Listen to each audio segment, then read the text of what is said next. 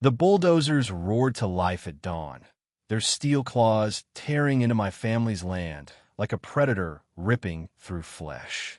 I stood frozen at the edge of the field, my heart pounding as I watched Karen H.O.A., the self-proclaimed queen of the neighborhood, H.O.A., strut across my property like she owned it. Her designer heels sank into the dirt, but she didn't care. With a wave of her manicured hand, she directed the construction crew to keep going, ripping up the wildflower meadow my grandmother had tended for decades. I'd heard rumors about Karen's ruthless tactics, but this was war. She was building a gated community on my land, claiming it was for the community's benefit. The audacity burned in my chest. I'd inherited this 20-acre plot in rural Virginia from my grandmother, a woman who poured her soul into every blade of grass. It was my sanctuary, my connection to her memory. But Karen, with her smug smile and clipboard, had other plans. She'd sent me a letter months ago, claiming the HOA had acquired my land through some obscure zoning loophole. I ignored it, thinking it was a bluff. I was wrong. Now, her crew was flattening my meadow, and she stood there, barking orders, her voice dripping with condescension. "This is progress," she sneered when I approached her that morning. "You should thank me for raising your property value." My fists clenched. This wasn't just about land, it was about power, greed, and her need to control everything. I wasn't alone in my fury. My neighbor, Javier, a quiet farmer who'd lived next door for 30 years, had warned me about Karen's schemes. "She's done this before," he said, his voice low.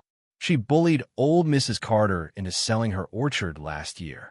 Javier's weathered face was grim as he recounted how Karen had twisted legal jargon to pressure vulnerable landowners. But I wasn't Mrs. Carter. I had resources, and I wasn't about to let Karen steamroll me. I called my lawyer, Sarah, who'd been my grandmother's attorney for years. "File an injunction," I told her. "This ends now." Sarah's voice crackled with determination. "We'll do more than that. I'm digging into her so-called permits." As the days passed, Karen's construction crew didn't stop. They worked relentlessly, tearing down trees and leveling the earth. I couldn't sleep, haunted by the sound of machinery and the sight of my grandmother's legacy being erased. But Sarah was relentless too. She uncovered a paper trail that raised red flags. Karen's permits were riddled with inconsistencies, and there were whispers of forged signatures. Then came the twist. Javier revealed a secret he'd kept quiet for weeks. His cousin, Maria, worked in a county records office and had overheard Karen bragging about bribing an official to push her permits through.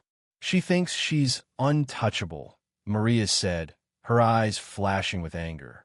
But I kept the email she sent to my boss. Those emails were dynamite proof of Karen's corruption, laid bare. Armed with this evidence, Sarah and I took the fight to the next level. We didn't just want to stop Karen. We wanted her to face the consequences.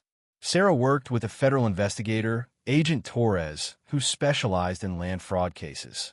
Torres was a no-nonsense woman with a reputation for dismantling corrupt schemes. "Karen's been on our radar," she told me, her voice steady. "She's pulled this stunt in 3 other counties." My stomach churned. Karen wasn't just a local tyrant, she was a serial predator, preying on people's legacies for profit.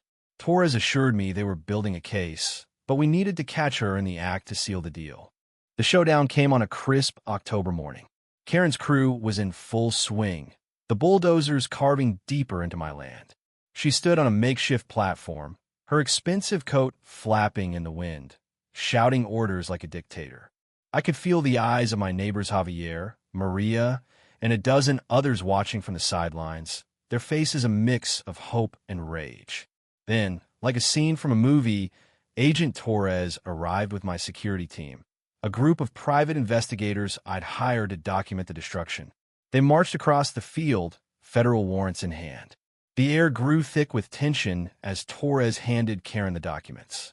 Her face twisted from smug confidence to shock, then panic. "This is a mistake," she shrieked, her voice cracking. "Do you know who I am?" Torres didn't flinch. "Ma'am, I know exactly who you are. And you're done." The crowd gasped as Karen's facade crumbled. She tried to argue, her words tumbling out in a desperate, incoherent mess. The construction crew stopped, confused, as my security team began cordoning off the area. Karen's eyes darted to the bulldozers, then to the crowd, and finally to the warrants in her hand. For the first time, she looked small, her arrogance stripped away. Then, in a move that stunned everyone, she bolted. Dropping her clipboard, she sprinted toward her sleek SUV, her heels catching in the dirt. The crowd erupted in cheers as she sped off, leaving her crew scrambling and her dreams of a gated empire in ruins. But the victory wasn't complete yet. Karen's absence left a mess literally and figuratively. The torn-up land was a scar, a reminder of her greed. Over the next weeks, I worked with Javier and Maria to restore what we could. Volunteers from the community joined us, planting new wildflowers and repairing the damage. Sarah and Torres ensured Karen faced justice. The federal investigation exposed her network of bribes and fraud, leading to charges that would keep her in court for years. Her reputation, once her greatest weapon, was shattered. She'd underestimated mean to cost her everything. In the end, the meadow began to bloom again, a testament to resilience and community. Standing there, watching the first wildflowers poke through the soil, I felt my grandmother's spirit with me. Karen's downfall wasn't just about stopping a bully. It was about reclaiming what was ours, proving that greed could be defeated by unity and truth. The land was more dirt, it was a legacy, a promise to fight for what's right. What do you think?